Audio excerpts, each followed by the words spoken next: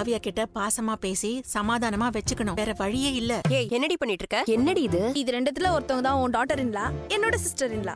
நியாயமா பார்த்தா இத நான் தான் செலக்ட் பண்ணிருக்கணும். இருந்தாலும் ஓகே, இதுல யாரு நீயே செலக்ட் பண்ணு. கண்ணை மூடிட்டு எடுமா. மா, உன் மருமக யாருன்னு நீயே பாரு. இந்த தாரா? அப்போ தாரா தான் எனக்கு அண்ணி. இப்ப தெரியுதா இவ யாருன்னு? கடைசியில அப்பா கூட நான் நம்பினேன் பாட்டி. தலைய அடிச்சுக்கிட்டு பாவி பைய. நான் தான் அப்பவே சொன்னேனே காவியா, சொந்த மகளே ஏமாத்துறானே. ரேவதி வீட்டுக்கு போயிடலாம். ஆமா பாட்டி, இவ்ளோ நாளா நான் ஏங்கிட்டு இருந்த அப்பா பாசம் கிடைக்கும்னு தான் நான் எல்லாத்துக்கும் சரின்னு சொன்னேன். ஏன் ஃபேமிலி, ஏன் அப்பா, ஏன் தங்கச்சின்னு நினைச்சுதான் சந்தோஷப்பட்டேன். ஆனா இனிமே பாட்டி எனக்கு இப்ப எல்லாமே புரிஞ்சிருச்சு. யார் யார் என்ன சொன்னாங்க, என்ன செஞ்சாங்கன்னு எல்லாமே புரிஞ்சிருச்சு. என்ன ஏமாத்திட்டாங்கல்ல, அதுவும் பாசத்தை காமிச்சு ஏமாத்திட்டாங்கல்ல. பாட்டி, நான் கோழை இல்ல, அவங்க என்ன ஏமாத்தினதாவே நினைச்சுக்கிட்டோம். இதுக்கு மேல நம்ம என்ன முடிவெடுத்தாலும் ரேவதியும் ராணியும் வச்சுக்கிட்டு எடுப்போம். நாளைக்கு கடையில பேசிக்கலாம், இப்ப இங்க வேண்டாம். அப்பா, சித்தி, பூஜா, விக்கின்னு பாவமா பேசுன. இப்ப தெரியுது அவங்க ட்ரூ கலர் என்னன்னு. அன்னைக்கு என்னமா டிராமா போட்டாங்க. ஐயோ, உன் சித்தி டிராமா குயின்டி. உன் தங்கச்சி பூஜா இருக்காளே, அவள கழுத்து நெரிச்சு.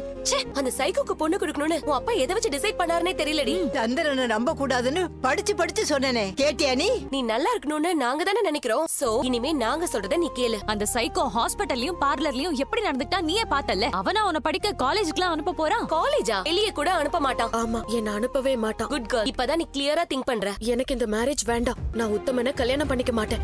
இது போதும். இதுக்கு மேல ஸ்கெட்ச நாங்க போட்டுக்கிறோம். பொய் சொல்லிட்டாக்கா, என்கிட்டயே காவியா பொய் சொல்லிட்டாக்கா. சும்மா அவ ஃப்ரெண்ட்ஸ பாத்துட்டு வந்திருக்கா. நான் கேட்டதுக்கு இல்லன்னு சொல்றா. அவளை கூட்டிட்டு போய் டைம் எல்லாம் சொல்லி கேட்டதுக்கு அப்புறம் ஆமா நான் பொய் சொல்லிட்டேன் அப்படிங்கறாக்கா. நான் இத காவியா கிட்ட எதிர்பார்க்கலக்கா. இவ்ளோதானா? இது சாதாரண விஷயம் தானே. இது நார்மலான விஷயம் தானே. இதுக்கு போய் ஏன் அவ பொய் சொல்லணும்? அதான்க்கா எனக்கு கவலையா இருக்கு. அந்த பொண்ணு சரியில்லடா. எனக்கு என்னமோ இந்த சம்பந்தமே பிடிக்கல. உனக்கு என்ன பொண்ணா கிடைக்காது, வேற பொண்ண பாக்கலாம்டா.